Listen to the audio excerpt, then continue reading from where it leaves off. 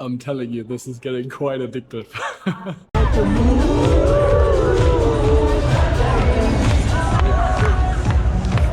What I've noticed while observing my mind just now is that the mind will always argue for the survival of the body, and when it's still in the grasp of unprocessed pain and the ego, it will also reinforce that, argue for sense pleasure and whatnot. But yesterday, when I was so connected to that clarity of, you know, my soul, and I know in the past I would have hated using that word, but it's so fitting. It's so fitting. And if it's triggering you, I'm sorry. Replace it with your subconscious mind or space or whatever resonates with you. The point I was wanting to make is that when I like really got into it, and when you start to feel the joy of the soul, you can more clearly see what the bodily desires are and how it actually distracts from it. And then it's somewhat easier to let go of it. Like right now, all the arguments, and I don't want to spell them all out, but all the arguments my mind made for why I would want to eat now, sense pleasure, taking care of my body, maybe eating earlier before bed so my body is more well rested tomorrow and whatnot. All these things are concerning about the body, but as long as I feel that zest, as long as I have that energy to send my energy and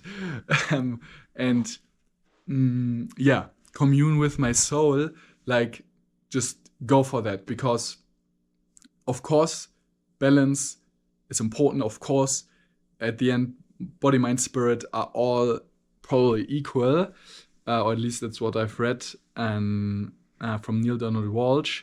But we've neglected our soul for so long, right? And prioritize the body and the ego and its desires. So yeah, it's about rebalancing it and cherishing those precious moments and developing a passion, a devotion, a dedication for ascension and awakening that soul within you. So yeah.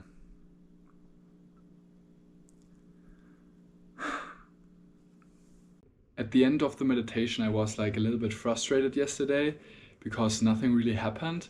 And then I really embraced that and met that and allowed that, and just my soul kind of said yes to it. And in that moment, it just opened up, and I entered after the meditation into another meditation where I felt a big bubble of just clarity and silence, and so much clarity, like tranquil clarity.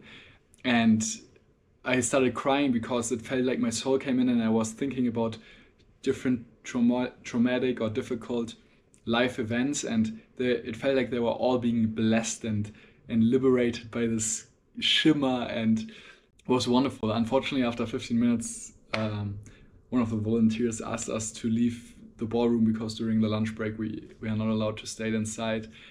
And then at some point it kind of dimmed down a bit and disappeared, that state. But my learning from that is, first of all, because I try to reproduce that same thing again, you can't use that necessarily as a technique. It's more when in a spontaneous, authentic, genuine impulse and exploration comes from within, such an experience can open up. But afterward, when I try to repeat it with an expectation that I can just allow my frustration and then that experience unfolds, it hasn't really worked. And also I want to really honor these moments, because also this morning during the walking meditations, when I had this profound moment, I didn't go all the way. It felt like, okay, I was becoming whole, but then I wasn't going all the way and became completely whole, where like complete transformation would happen, or like a very profound, deep touch in the heart. And yeah, I want to become more uncompromising about it, and like and like really prioritize it, like honor these states, because even though every time I'm out of them, I understand their preciousness and how rare they can be, even though they happen here almost on a daily basis. But then when you are in them, it's like, oh, I don't want to be attached to it or cling to it too much. But then also you can really honor them. So that's my intention, to really honor them and go as deep as possible without creating craving for them, if that makes sense.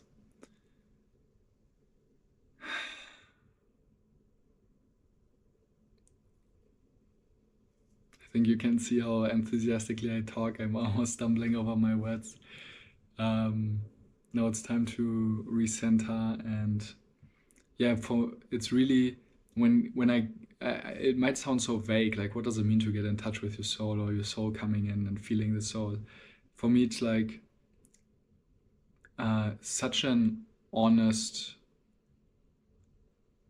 clarity with yourself when you suddenly have that clarity come in, and you no longer deceive yourself, you no longer trick yourself, you no longer crave and manipulate reality, but you are just like honest and ready to surrender and give something up that was previously blocking it out, edging it out, right? Ego, edging God out. So yeah, that's all for now. Have a wonderful day and see you in the next clip. The soul is joy. The soul is free. The soul is silence. The soul is a heart busting open, and the soul is amazing.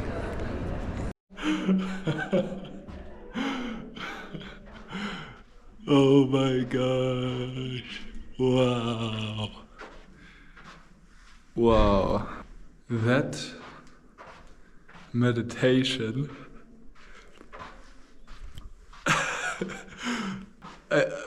don't even know where to start, what to say, was incredible.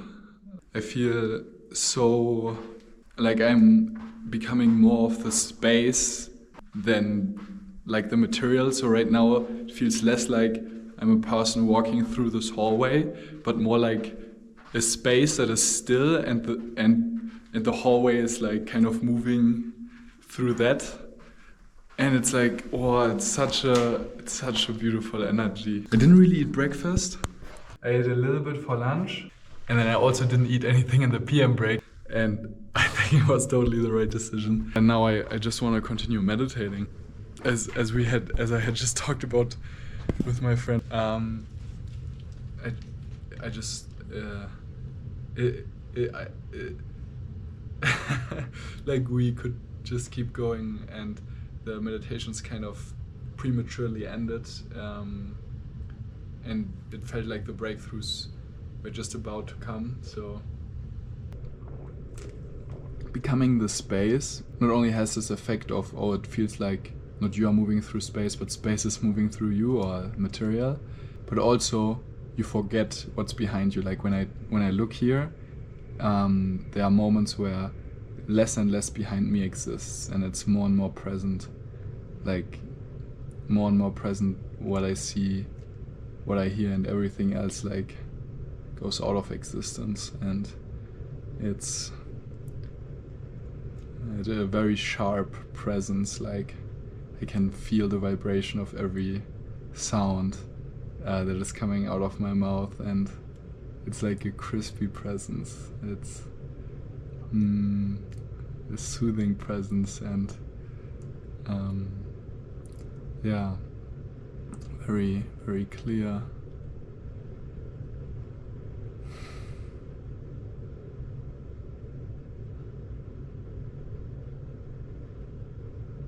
I love you.